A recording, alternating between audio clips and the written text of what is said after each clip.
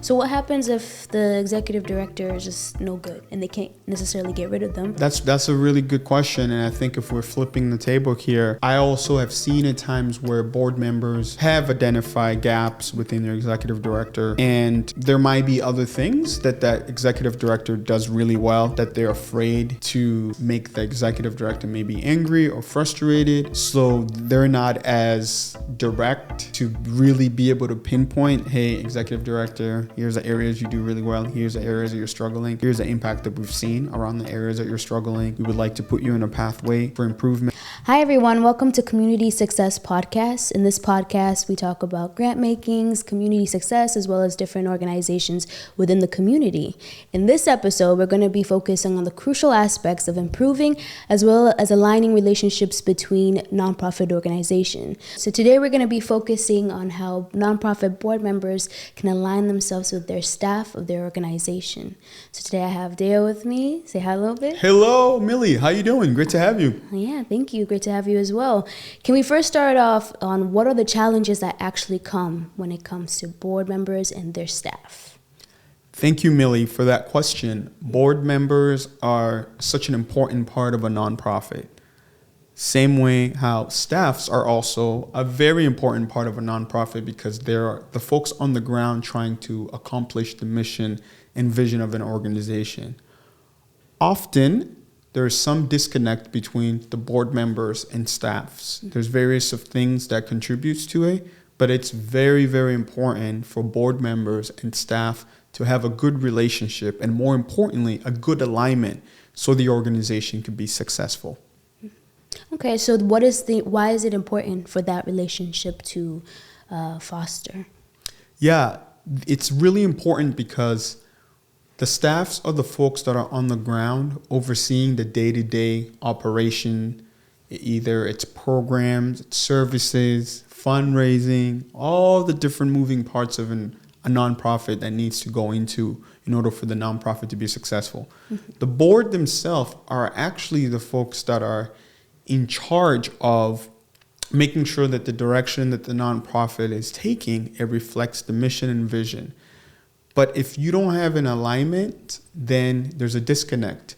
The board members might not set a realistic expectation on the staff, maybe because they might not understand the capacity of the staff, or sometimes board members are just excited. They just want to accomplish as much as they can and forget to consider the staff that are on the ground. And then all those things are pushed to the staff to be able to accomplish. And when that happens, when those disconnect happens, it creates a lot of friction because the staff on the ground might be at capacity. They might not have enough resources or human power to be able to accomplish all the stuff that the board members are asking from them to be able to do. And then that creates friction. Sometimes staff members leave. Sometimes an executive director might leave because they find that the pressure and the expectation is too much than what they can do. And sometimes it might not even just be capacity. It might be a direction that they want to take. The board might want to take one direction and the staff on the ground might want to take a different direction. So that's why that alignment is so critical. And we see this with a large nonprofit that could be 150, 300, 500 employees to smaller nonprofit that might have a staff of 5, 10, or 20 employees. And kind of going back to what you said a little bit, that you see that the board and the staff kind of want to do different things. So how can they develop tools that bring them back together? I think the important part is really communication. Okay. And also for the both parties to have a realistic perspective of each other. Mm-hmm. Because if you have a realistic perspective of each other, then you are accounting for what one group wants to do versus another. If you don't have that perspective, then it's so much harder for you to fully consider the other side. For instance, if a board have this strategy around fundraising, mm-hmm.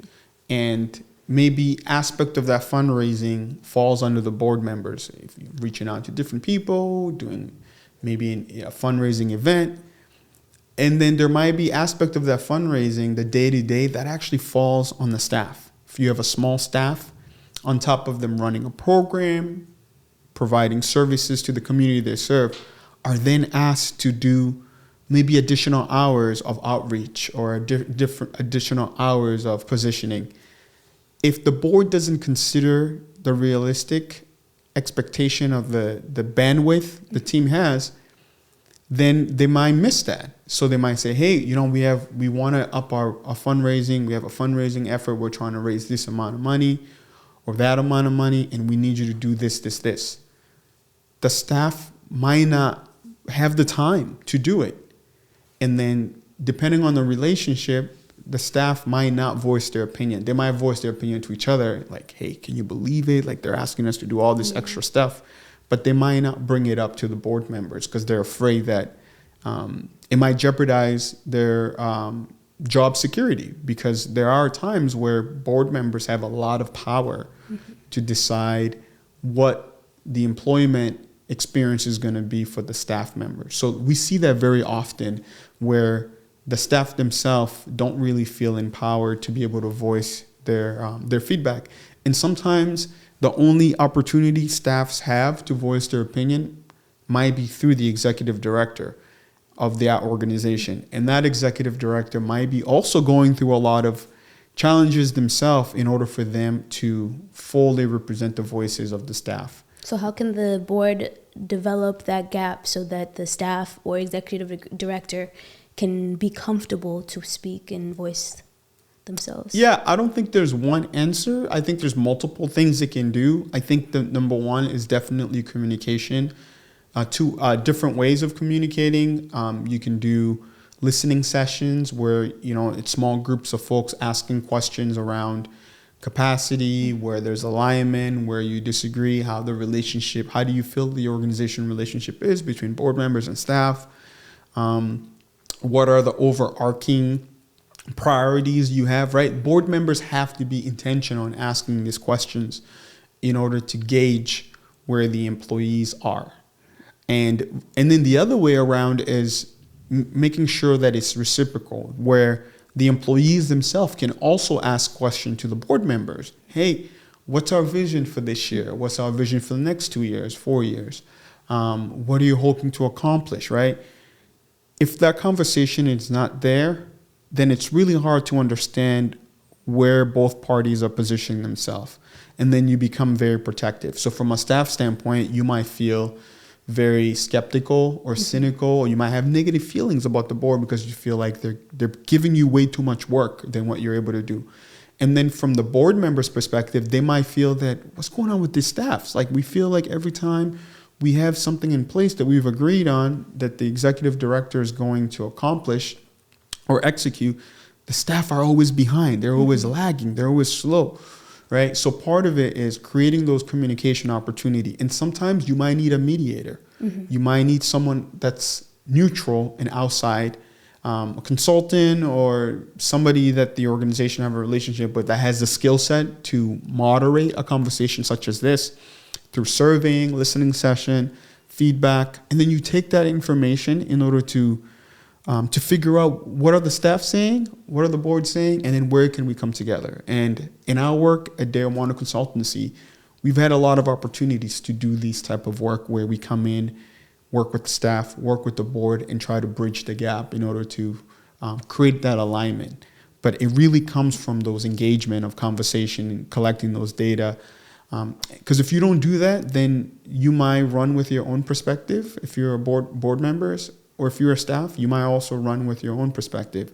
And the unfortunate part is, if that relationship is not strong, if there's no alignment there, it will start negatively impacting the services and the programs and projects that nonprofit is doing. And then before you know it, you compromise your mission and vision. Yeah, that's true. What about when they have those conversations? I know our last work with an organization was, we saw a nonprofit member, the staff member. She spoke on how she's had the meetings with the board, but they're always just excited, like, oh, I gotta do this, like, do this, add this, add this. So how can they have specific conversation, and what types of conversation should they have for them to understand the real capacity for both themselves as staff members as well as the board can understand their capacity? Yeah, I would say at times there's more that's put on the staff themselves, especially as an executive director, to be able to slow down the process. Mm-hmm. The executive director has to figure out what is it for them and how they're going to go about in order for them to be true in terms of their representation of the staff experience, but more importantly, the engagement with the board.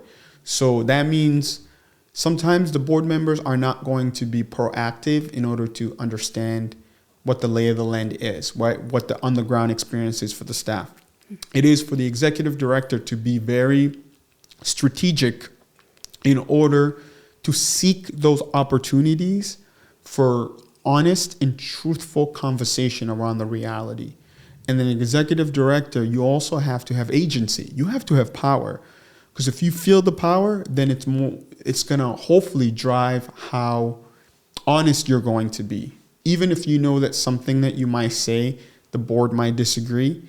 But if you have a conviction that this is what the board needs to hear so they can have a better perspective, then as an executive director, you have to say it. We find at times executive directors are so timid when it comes to how truthful and honest they can be because they're afraid that it might jeopardize the relationship that they might have with certain board members. So they might have a different approach of voicing their opinion. I would say you need a strong executive director that's able to be honest and call out things realistically so the board members can hear it at its face value. And then it's also a risk. As an executive director, you should be in a position where you are okay to move and transition if there is a disalignment.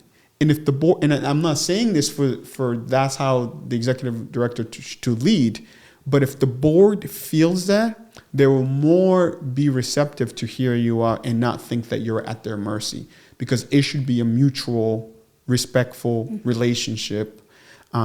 Is there anything that the executive director can do to empower themselves in order for them to be able to take that part and not be timid when conversing with the board members? Yeah, what is it for them? Okay. Right? I think that's really what it starts for. It's a value thing. What is your value when it comes to your involvement with this organization? Right? And there's a bunch of different things, right? Like sometimes it's compensation, right? If they're getting paid, their whole entire life is connected to the compensation. So they might not want to jeopardize the relationship. So then they're not getting paid, right? Then they don't have money. So sometimes that's a factor. Another thing is also maybe they're very mission driven, the executive director, and they love the work that the organization is doing. Mm-hmm. So they might be like, oh, you know what? Like, we'll find another way. But if you say that and things have been the same for a long time, then the way and the approach that you're taking hasn't been working. So I would say you need an executive director that's willing to lose it all. And I know that's a really tough thing to say, but if you're not willing to lose it all, meaning like, hey, if I voice my opinion, obviously respectfully and in consideration of all the moving parts, I'm willing to risk my job for the sake of representing what's occurring. If you don't have that perspective, you're always going to be at the mercy of the board member. And I don't think that's fair, because you're always going to take one for the team. And I think a successful nonprofit needs an executive director who has power, has the agency to be able to voice their opinion based on what's happening so the board can consider. And I also think that during different seasons, you might have to realign, right? And the executive director is your responsibility to say, call out certain things. Hey, seems like the last couple of weeks or the last couple of months, there's a disalignment between what we're doing and how the board perceive us, or the direction that the board wants to go. How can we realign, right? Because if you don't bring those stuff up and you're willing to gossip about it to your family members or maybe even with the staff, it doesn't fulfill the purpose of who you are as an organization. So I would say really diving deep within who you are and evaluating why you're there, and then using that as an anchor of how you close the bridge. I know I've been talking a lot from the executive director perspective, and hopefully we can talk about what the boards can do as well. But I do think that the upper hand is on the board for the executive director to really figure out how they're going to deal with the board on a consistent basis.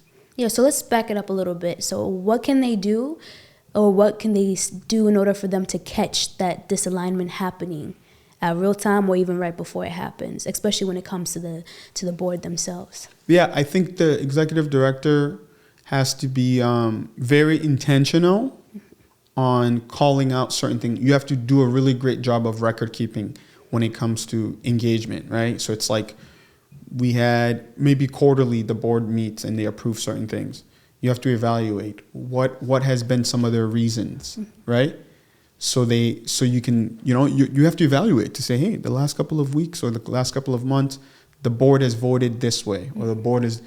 So then if you see that there's a disalignment or things that have gaps, you should be able to present the record, right? You should be able to present what you've observed and see.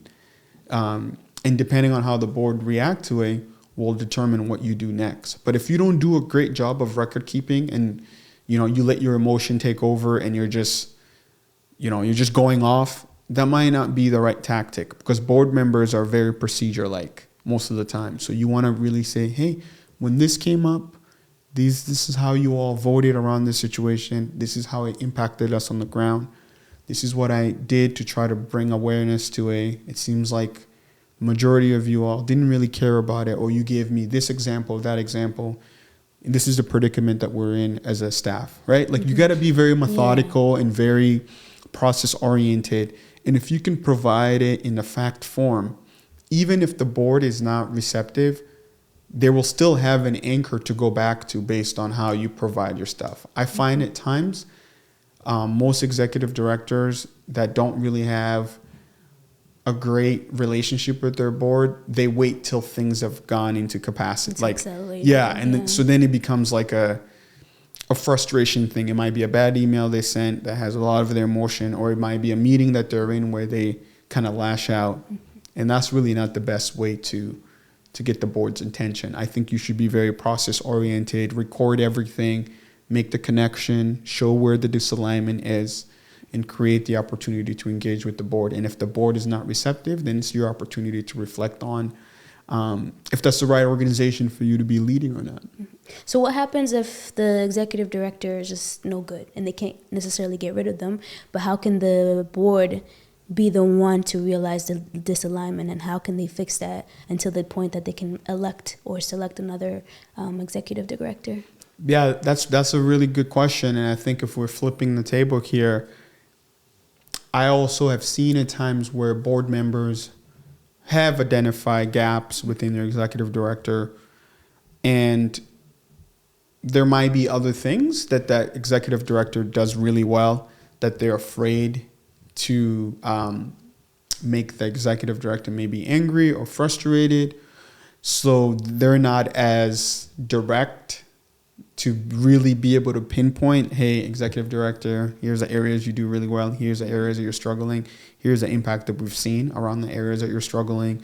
We would like to put you in a pathway for improvement. We can get you a consultant, or we can get you an extra whatever support that you all need so you have more time on your bandwidth. A lot of times the board members don't really do it that way, because it might be a nonprofit that has limited budget.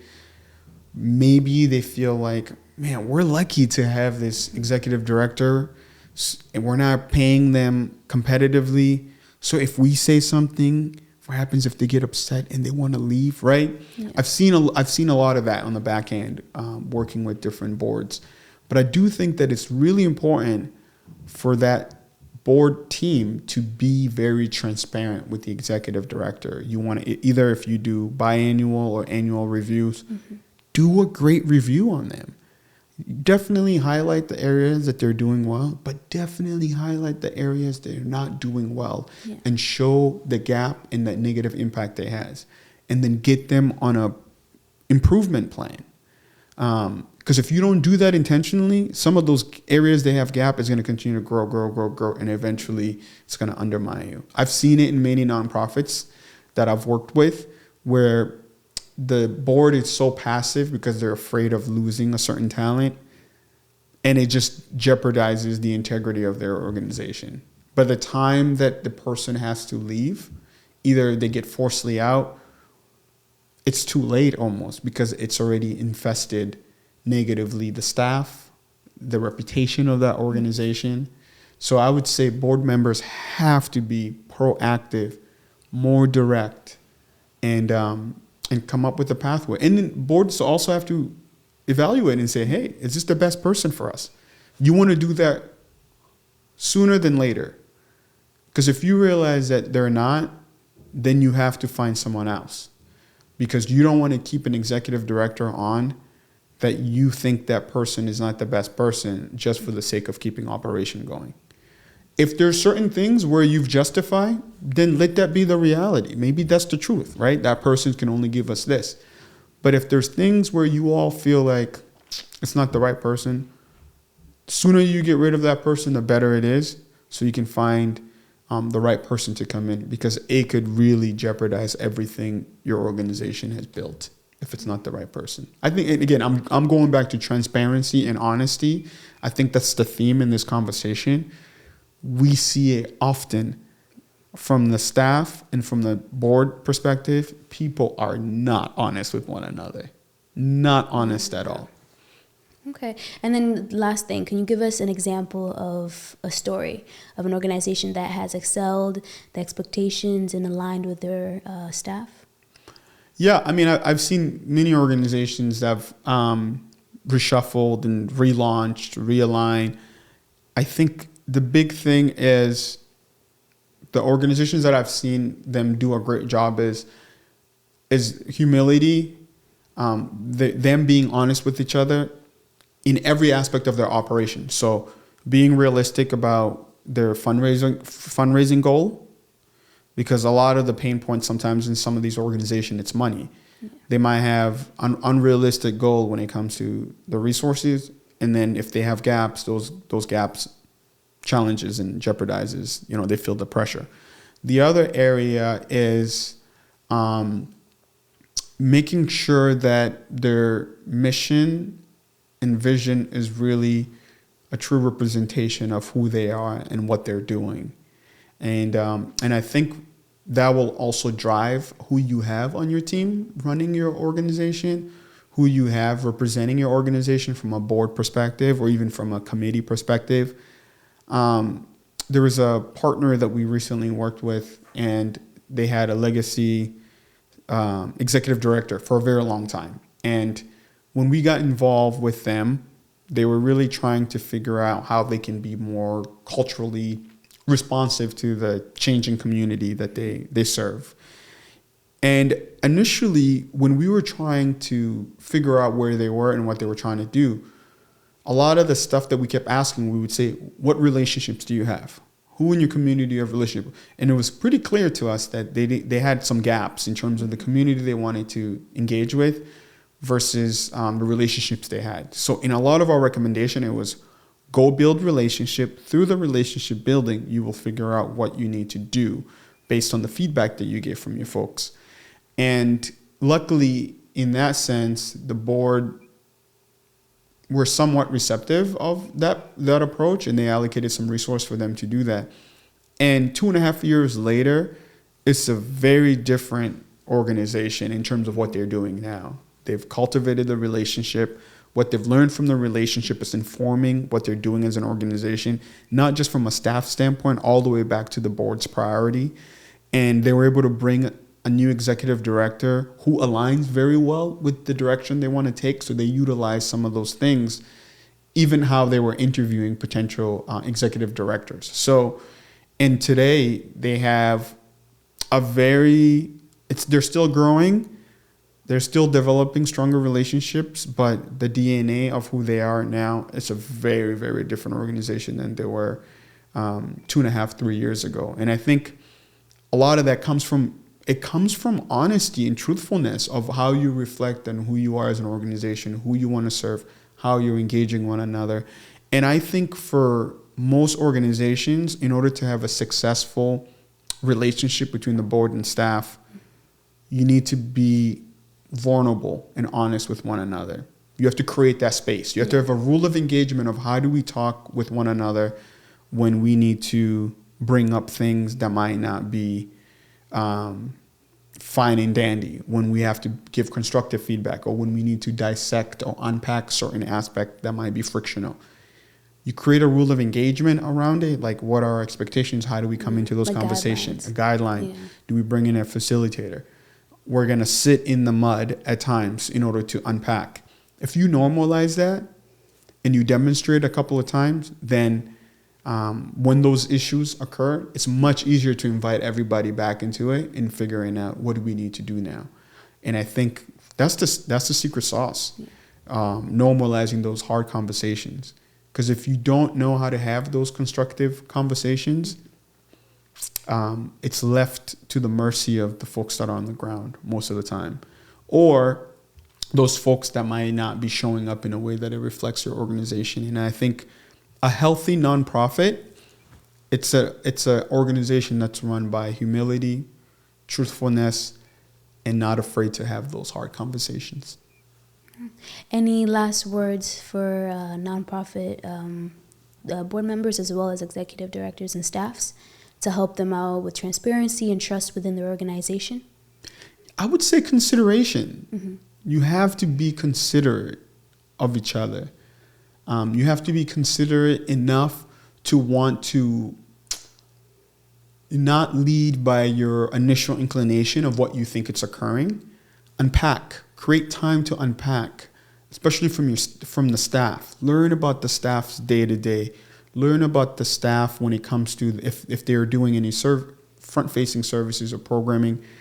Really come alongside. Even shadowing, I would say, as a board member, you want to go shadow the nonprofit and the staff. Because when you do that, you learn a lot about what their day-to-day experience is. And I think that really makes a difference to understand the reasons behind certain practices than just the practice itself.